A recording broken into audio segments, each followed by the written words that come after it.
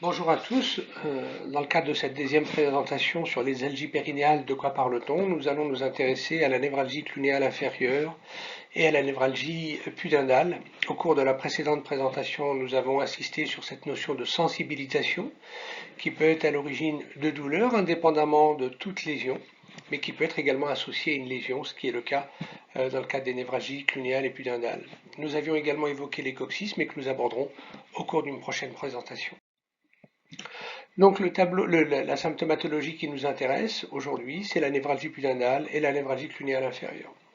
Ce sont avant tout des lésions dans les mécanismes que l'on voit conflictuels sur des structures canalaires. Ce sont des nerfs comprimés dans la région fessière et on va aborder plus en détail la définition et les mécanismes lésionnels.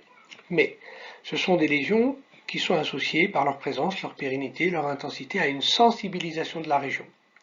Et cette sensibilisation de la région périnéale va s'associer à la symptomatologie lésionnelle et se manifester par des douleurs dans la sphère urologique, des douleurs de la région prostatique, des douleurs à l'érection, des douleurs à l'éjaculation, des douleurs au remplissage vésical, dans la sphère digestive, mais également dans la sphère génitale avec des vulvodynies, des douleurs à l'orgasme, des dyspareunies d'intromission. Il va exister de manière associée des signes plus globaux, témoins encore une fois de cette sensibilisation et notamment le syndrome myofacial. Alors, pour illustrer la composante musculaire, je vous ai mis ces images.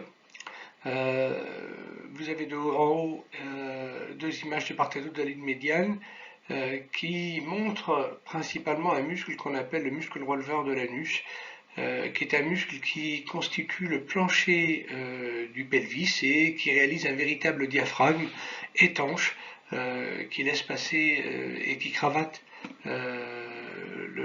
d'avant en arrière le vagin et en arrière donc le rectum. Ces muscles sont extrêmement importants, ils sont impliqués dans la sensibilisation de la région. Ils peuvent être très douloureux et participer à la douleur perçue par nos patients.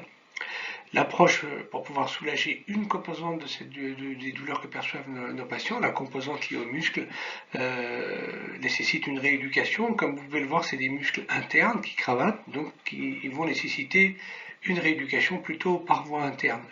Il y a également un travail par voie externe sur les autres groupes musculaires que l'on voit sur l'image en dessous, que sont le muscle piriforme, le muscle obturateur interne, mais également sur des muscles que l'on voit sur l'image en haut au milieu, qui est le grand muscle psoas, qui peut également être impliqué dans le cadre de ces douleurs.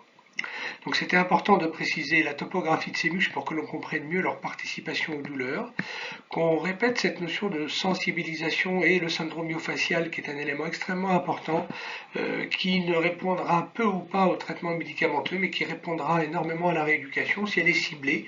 Un releveur de l'anus est un muscle interne, le travail par voie interne est indispensable dans ce cas-là. Ensuite, comme vous pouvez le voir, les nerfs sont représentés de manière associée aux muscles sur cette imagerie et donc une irritation des muscles peut également irriter les nerfs et favoriser notamment pour le nerf sciatique l'association de sciatique aux membres inférieurs chez nos patients. D'emblée sur cette image, on met en place les nerfs et les muscles de la région pelvienne. Vous avez de dedans en dehors le nerf pudendal qui quitte la région endopelvienne en passant sous un muscle qui s'appelle le muscle piriforme et qui va rentrer dans un dédoublement de l'aponévrose du muscle obturateur interne ou canal d'Alcock.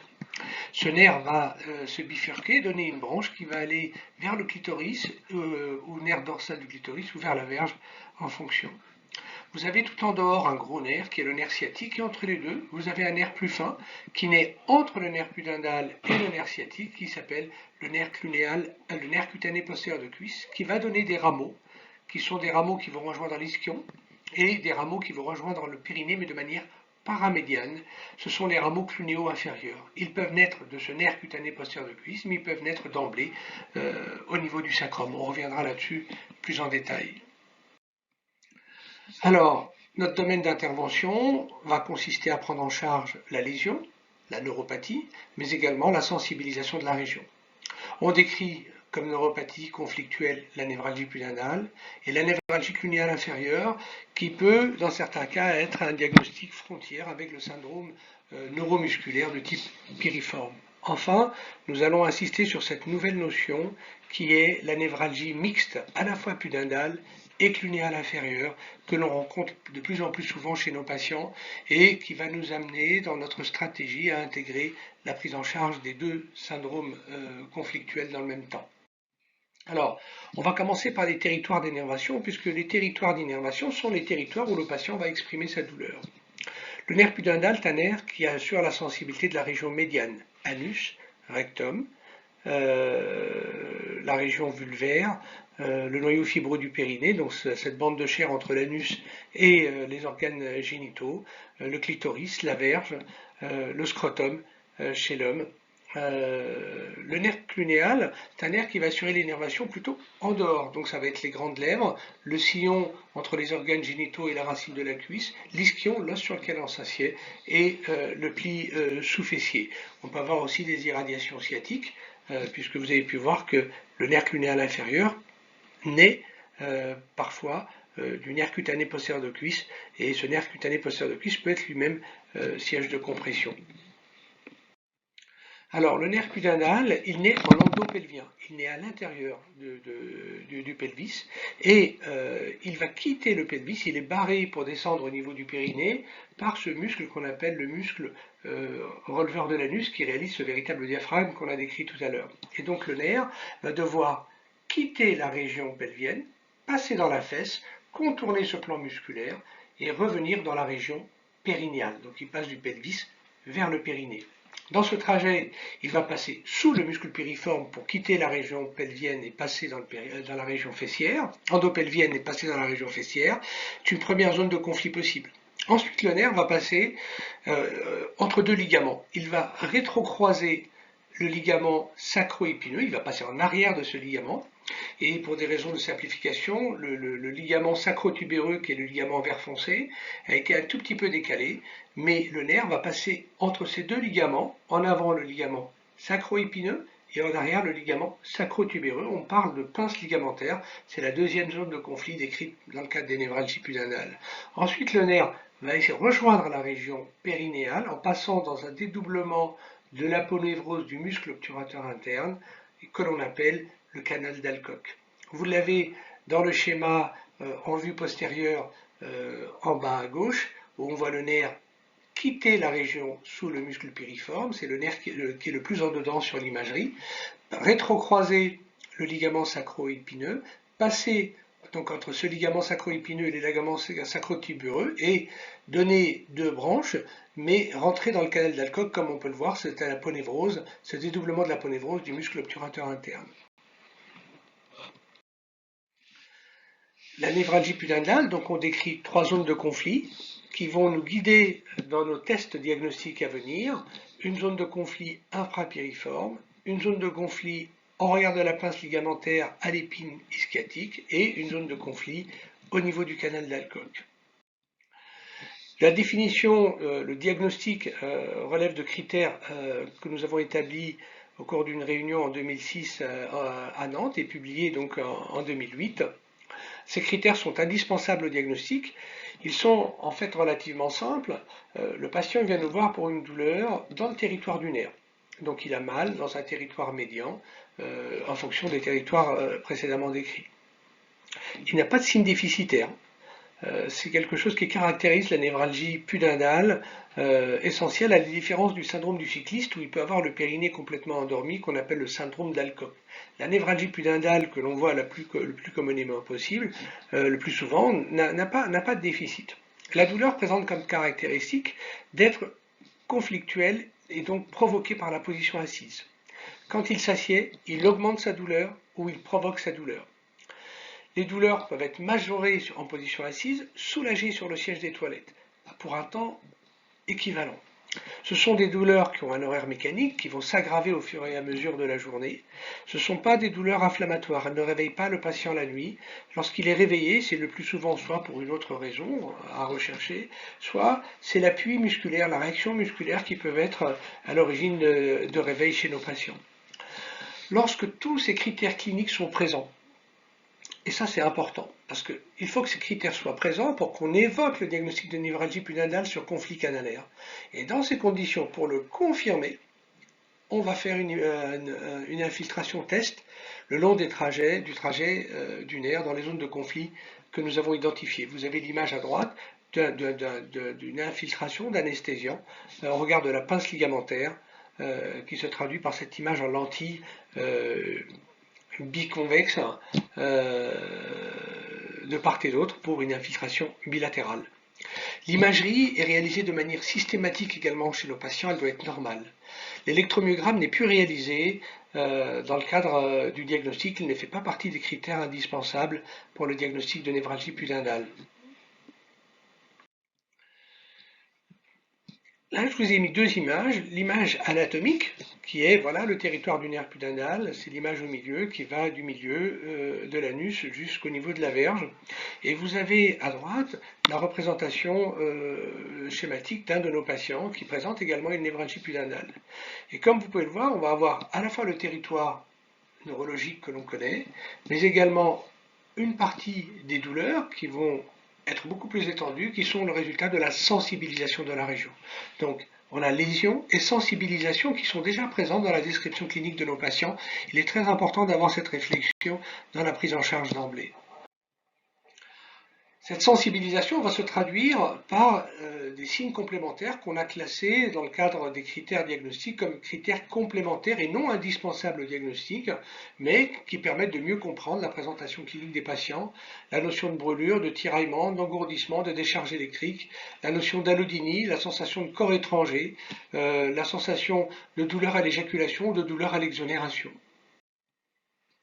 La névralgie clunéale inférieure présente des territoires légèrement sur le côté. Le patient va décrire une douleur parasacrée. Parfois même, il va consulter parce qu'il a mal au coccyx à gauche ou à droite. Une douleur coccygienne ne donne pas de douleur latérale, elle est toujours médiane. Il faut suspecter, ou en tout cas rechercher, s'il existe ou non une névralgie clunéale inférieure chez ces patients.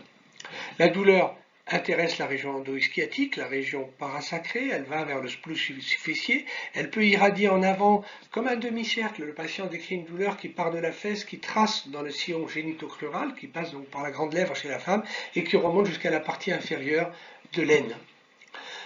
Ces douleurs présentent un caractère positionnel, elles sont provoquées par la position assise, elles peuvent être retrouvées dans d'autres positions, mais particulièrement aggravées par la position assise. Il n'y a pas de déficit non plus. Sur le siège des toilettes, les patients ne sont pas systématiquement soulagés. Ils peuvent avoir des douleurs liées à l'appui du pli sous-fessier lorsqu'ils sont assis sur la cuvette. Et là encore, lorsque tous ces critères cliniques sont présents, on va essayer de confirmer est-ce qu'il existe ou non un conflit canalaire permettant d'expliquer cette aggravation en position assise dans ce territoire. Et c'est là qu'on va évoluer vers le bloc test. Dans le cadre de la névralgie clunéale inférieure, on décrit des variations anatomiques. Le nerf, les rameaux clunéaux peuvent naître d'emblée des racines sacrées, ils peuvent naître du nerf cutané postérieur de cuisse. Cette information est importante, elle permet d'expliquer pourquoi on va avoir différents sites de bloc test avant de retenir ou de ne pas retenir le diagnostic de névralgie clunéale inférieure. C'est la même chose pour la névralgie pudendale. Dans le cadre de la névralgie clunéale inférieure, on envisage deux zones de conflit. D'une part, au regard de la pince ligamentaire, plus précisément par le bord latéral du ligament sacro-tubéreux, et d'autre part, par des extensions du ligament sacro-tubéreux formant un véritable canal autour de l'ischion et déterminant la deuxième zone de conflit que nous retrouvons. Le bloc, c'est une injection d'anesthésiant associée à du produit de contraste. On le fait systématiquement sous scanner de manière à pouvoir discuter sa réalisation et confirmer qu'elle est réalisée dans de bonnes conditions. Il existe des conditions pour réaliser les blocs. Il faut d'une part que le patient vienne au moins 1 heure avant, qu'il soit maintenu en position assise pour aggraver sa douleur. Bien entendu, si sa douleur ne le supporte plus au bout de 5 minutes, on ne va pas le forcer à rester assis 1 heure, mais on essaye de créer des critères qui soient le moins discutables possible. Ensuite, le patient se lève, va faire le bloc test. Au préalable, il évalue sa douleur, bien entendu, pour ne pas être interféré par l'évaluation de sa douleur après l'injection d'anesthésiant. Ensuite, il rentre, il est installé, il fait son injection d'anesthésiant sous scanner, il ressort, il se remet en position assise de manière immédiate et on compare entre avant et après dans les mêmes conditions et pendant 1 heure, si possible, de position assise après. Attention, Le bloc test n'est envisagé, que ce soit pour la névralgie pudendale comme la névralgie clunéale, que si l'on présente au préalable l'ensemble des critères cliniques qui font évoquer ce diagnostic. Si bien qu'une douleur présente que en position debout, il n'y a pas de raison de faire de test. Une douleur qui n'est pas dans le territoire du nerf pudendal ou du nerf clunéal inférieur, il n'y a pas de raison de faire de test. Une douleur qui est présente que en position allongée, par exemple, il n'y a pas de raison de faire de test. Dernier élément, la notion de névralgie mixte. Cette névralgie mixte, nous l'avons identifiée au fur et à mesure de notre expérience. Et moi, je me rapporte personnellement aux travaux que j'ai pu réaliser sur des patients opérés par mon maître, le professeur Robert. Nous avions ressorti un certain nombre de dossiers et nous avions vu que certains patients avaient une névralgie clunéale inférieure qui ont été opérés. On a repris une série, je crois, de 45 patients à l'époque. Et 30% de ces patients avaient déjà été opérés d'une névralgie pudendale avant de développer une névralgie clunéale inférieure.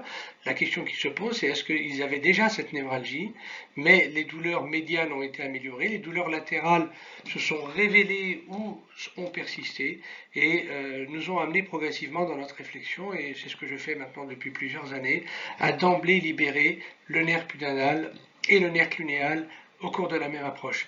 La voie transglutéale permet d'envisager la voie transfessière quand on aborde la chirurgie par la fesse, permet sans aucun problème particulier, sans modifier la chirurgie, de libérer ces deux nerfs dans le même temps, puisque le mécanisme lié au conflit est le ligament sacro-tubéreux, c'est la première chose qu'on aborde, qui n'est pas très profonde au niveau de la région fessière.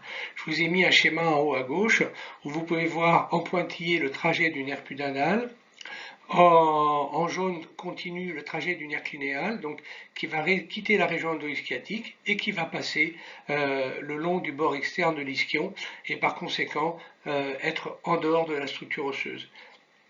C'est important, autant une chirurgie par voie médiane va permettre par voie célioscopique ou par voie génitale, va permettre d'aborder éventuellement la région du nerf pudendal, mais elle ne pourra pas aborder la région du nerf clunéal inférieur puisqu'il existe cette barrière osseuse que l'on retrouve, qui est peut-être un peu plus schématisée, que l'on comprend mieux sur le schéma en haut à droite, où on voit le nerf pudendal en jaune, le nerf clunéal ou les rameaux clunéaux en vert et qui vont avoir ce trajet beaucoup plus externe et avec la possibilité de conflit donc en dehors de l'ischion ou par le bord latéral du ligament sacro-tubéreux, toujours très en dehors par rapport au nerf pudendal.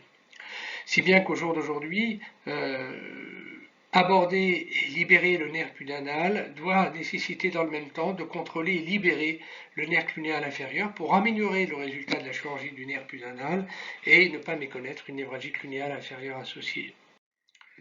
Le traitement est avant tout médical, même si cette étude prospective réalisée en 2005 a montré une très nette supériorité du traitement chirurgical par rapport au traitement médical. On reste sur des patients avec une évolution de plusieurs années avant la prise en charge médicale. On voit des patients de plus en plus précoces actuellement. Donc l'approche médicale reste à envisager en premier lieu. Elle associe le traitement médicamenteux, la prise en charge kinésithérapique, la prise en charge par la psychologue avec le développement de l'ensemble des techniques qui peuvent nous amener à diminuer l'intensité douloureuse et à traiter toutes les douleurs associées de manière à identifier les douleurs lésionnelles et la part de douleur de sensibilisation sur lesquelles on peut éventuellement être actif. Dans certains cas, donc cette approche est la même que ce soit pour la névralgie pudendale, la névralgie mixte ou la névralgie clunéale inférieure. Dans certains cas, l'ensemble de cette approche se révèle insuffisant et se posera la question d'une décompression chirurgicale, mais qui doit être envisagée en même temps que dans cette prise en charge médicale. Une intervention seule ne donnera pas le résultat que l'on souhaite. Une intervention avec prise en charge algologique de la désensibilisation dans le même temps au mieux dans la même équipe pour que les gens connaissent bien le patient avant-après reste la solution qui me semble être la plus intéressante pour espérer avoir un bon résultat. Alors, la chirurgie, la chirurgie a évolué au cours de ces dernières années. Initialement, la chirurgie était réalisée en position ventrale, et cette position fait que les nerfs sont, je dirais, alignés. Les zones de conflit, sous-piriforme, pince ligamentaire et canal d'Alcock sont alignées, donc avec un abord beaucoup plus difficile pour les voir. J'ai eu la chance de travailler sur cette approche à l'époque où j'étais chef de clinique à Nantes, et j'ai modifié la position opératoire en mettant le patient avec les genoux fléchis, et en le mettant dans cette position, les trois zones de conflit se sont retrouvées alignées et ont permis une libération avec une meilleure visualisation du canal d'Alcock, et une libération par une incision qui a été très nettement réduite pour pouvoir, qui permet maintenant de voir les trois zones de conflit sans avoir à avoir une incision importante. La seconde amélioration qui intervient est cette notion de névralgie mixte, qui nous amène systématiquement à libérer les deux nerfs et à ne pas méconnaître dans cette notion d'amélioration une composante clunéale où le patient va mieux, mais il garde une composante, donc comme il est mieux, c'est bien. Non, on peut aller plus loin, et en libérant les deux nerfs, on peut avoir de meilleurs résultats. C'est ce que l'on constate, et que j'espère rapporter bientôt auprès de vous. Là, je vous rapporte une série de 250 patients que j'ai opérés justement avec cette modification de position, avec un recul de 13 ans.